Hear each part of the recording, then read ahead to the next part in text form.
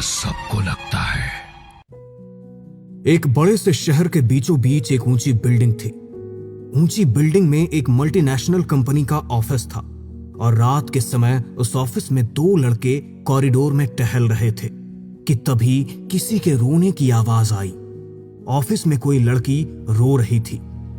क्यों, आखिर क्यों भगवान?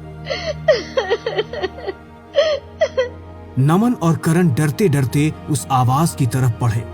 उन्होंने एक केबिन में झांका तो वहां उनकी कलीग नेहा बैठकर रो रही थी। अरे नेहा, तू क्यों रो रही है ऐसे? रात के सन्नाटे में तेरा रोना बड़ा डरावना लग रहा है। सीरियसली यार, तुझे पता है रात की शिफ्ट में हम ही लोग होते हैं, फिर भी। अरे जा छोड़ो, कम से कम मेरे रोने का कारण तो पूछो। क्या हुआ बताओ। यश, अब मेरा मजाक मत बनाओ। तुम लोगों को शायद पता नहीं, लेकिन उस वानी को प्रमोशन मिल गया। क्या? पर वो तो हम सबसे जूनियर है। तभी तो रो रही हूँ। चलो अच्छा, फिलहाल घर जाने का वक्त हो गया है। कल दिन में आकर बॉस से बात करेंगे। वो सभी लोग अपने अपने घर चले गए। अगले दिन जब वो लोग वापस आए तो उन्होंने बॉस से बात की, लेकिन बॉस ने उनकी बात को इग्नोर करते हुए सीधे उन्हें ऑफिस ट्रिप का लॉलीपॉप पकड़ा दिया। जाओ, पांचों लोग घूम कर आओ। पांचों कौन? वानी भी तो जाएगी, अमृतसर जाना है।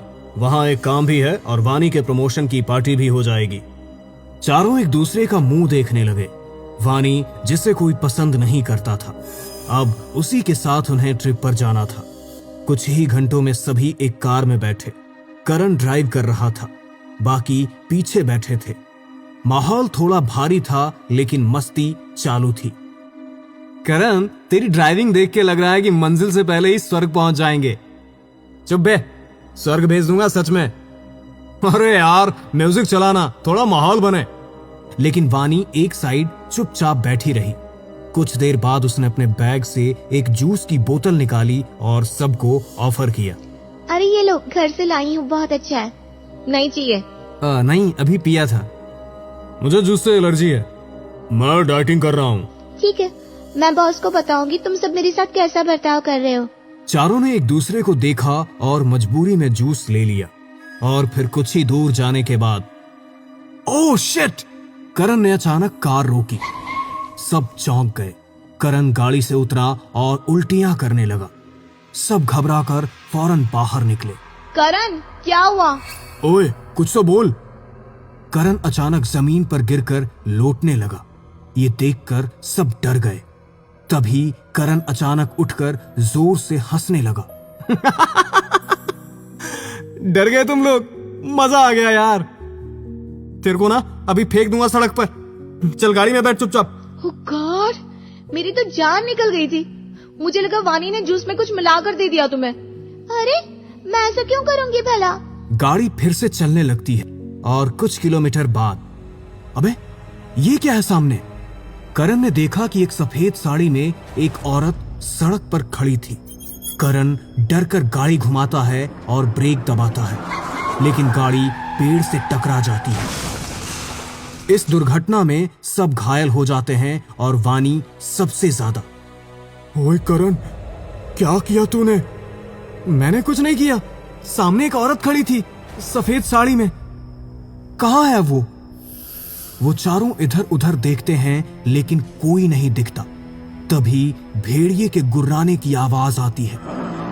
भेड़िया? Oh my god! अबे भागो यहाँ से। तभी दूर नेहा को एक पुराना अस्पताल दिखता है। उधर देखो, एक हॉस्पिटल है, चलो वहाँ। सभी जख्मी हालत में लंगड़ाते हुए उस पुराने अस्पताल में पहुंचे। वो जगह बेहद डरावनी थी। तभी एक झटके से एक नर्स उन पांचों के सामने आती है। क्या चाहिए? सब एकदम झिझक गए। वो हमारा एक्सीडेंट हुआ है, मदद चाहिए। उस कमरे में चले जाओ, मैं आता हूँ। सबको ये अस्पताल और डॉक्टर बड़ा अजीब लग रहा था, पर फिलहाल वो सब उस कमरे में जाते हैं। कमरा बिल्कुल खाली, बस एक टूटा फूटा बेड। नेहा, वानी और करण बैठ जाते हैं। यश और नमन बाहर निकल जाते हैं। नमन, नमन। ये आवाज आई कहां से? उधर, ये शायद चल के देख के आते हैं। वो दोनों आवाज के पीछे चलते हैं और चलते चलते एक अंधेरे कॉरिडोर में कदम रखते हैं। वो अब एक दूसरे को भी नहीं देख पा रहे थे। तभी अचानक उन दोनों की कलाई को एक हाथ पकड़ता है। वो हाथ बेहद ठंडा था, जैसे बर्फ का बना हुआ। तेरा हाथ इतना ठंडा कैसे हो गया यश? छोड़ मेरा हाथ। अभी मैं तेरा हाथ नहीं पकड़े हूं, तू मेरा हाथ पकड़े है और ये बहुत ठंडा है। यश भाग यहां से, यहां कोई और है। वो पल जैसे किसी बुरे सपने से भी ज्यादा खौफनाक था। चारों तरफ सन्नाटा, सिर्फ दिल की धड़कनें सुनाई दे रही थी। नमन और यश डर के मारे कांप रहे थे। दोनों फौरन भागते हुए उसी कमरे की तरफ गए जहां कुछ देर पहले करण, नेहा और वानी थे, पर अब वहां कोई नहीं था। यश, यहीं थे ना सब? कहां गए सब? अरे करण, नेहा, वानी, कहां हो तुम? कमरा खाली था, ना कोई आवाज, ना कोई हलचल। उन दोनों ने तीनों को दोबारा आवाज लगाई। करण, नेहा, वानी, कहां हो सब? कोई जवाब नहीं आया। फिर उन्होंने अस्पताल का कोना कोना छान मारा। डॉक्टर और नर्स को भी ढूंढने की कोशिश की, पर सब जैसे हवा हो गए हों। कोई नामो निशान नहीं। तभी एक हल्की सी आवाज आई, नेहा की। बचाओ, बचाओ। नमन और यश तुरंत उस दिशा में पागलों की तरह दौड़े। उन्होंने देखा कि नेहा जमीन पर गिरी पड़ी थी। उसकी आंखें खुली थी, पर उनमें जिंदगी नहीं थी और उसके जिस्म से कुछ निकल रहा था। वो एक काले साए जैसा दिख रहा था। यश देख, वो क्या है? ये काला साया कैसा है? उन दोनों ने देखा कि वो साया उनकी तरफ देखकर अजीब सी फुफकार मारता है और हवा में घुल जाता है। दोनों फटाफट दौड़ते हुए नेहा के पास पहुंचे, पर बहुत देर हो चुकी थी। ये कैसे हुआ? उसके शरीर पर तो कोई चोट का निशान भी नहीं है। इसे किसने मार दिया? शायद उस काले साये ने। वो दोनों ही सकते में थे। समझ ही नहीं आ रहा था कि वो साया असल में था या मात्र उनका वहम। तभी पीछे से जानवरों की भीड़ जैसी आवाज आई।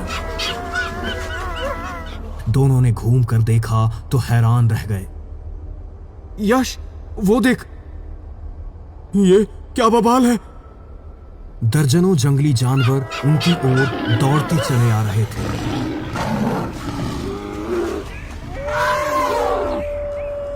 जैसे कोई पागलपन भरी मौत की परेड हो।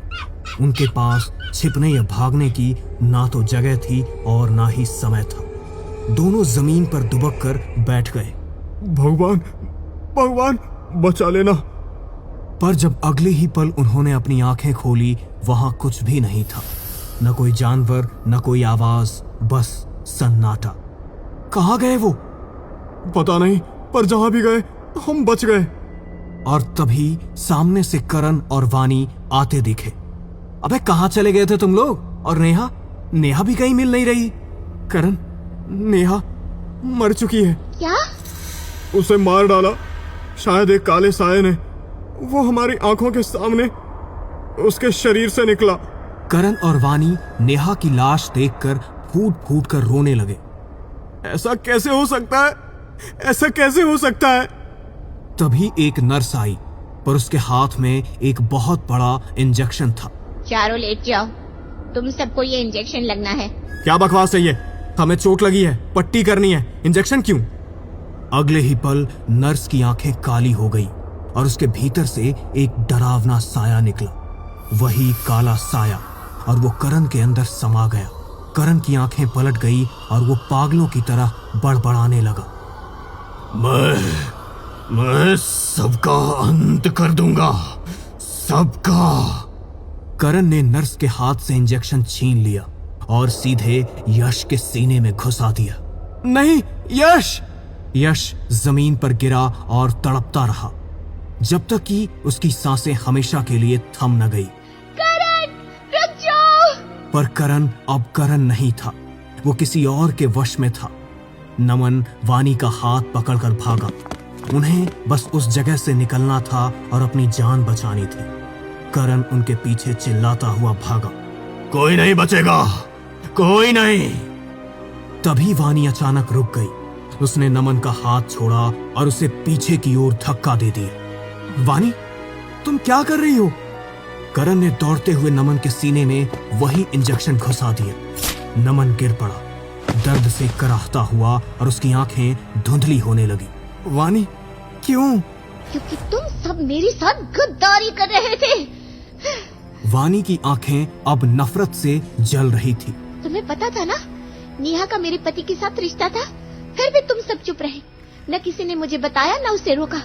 मैं बेवकूफ बनती रही, इसीलिए मैंने तुम सबको सबक सिखाने का फैसला किया।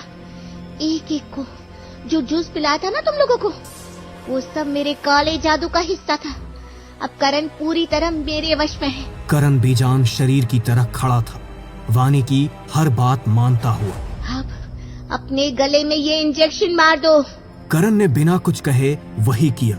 इंजेक्शन खुद को दे मारा और जमीन पर गिर पड़ा बेजान। चारों तरफ एकदम सन्नाटा था। एक के बाद एक सब खत्म हो चुके थे। नमन आखिरी सांस ले रहा था। उसकी आंखें बंद हो रही थी, लेकिन उसके कानों में एक आखिरी आवाज गूंज रही थी। धोखा देने वालों का यही अंजाम होता है। अगली और आखिरी बारी मेरे पति की है, वो भी मरेगा।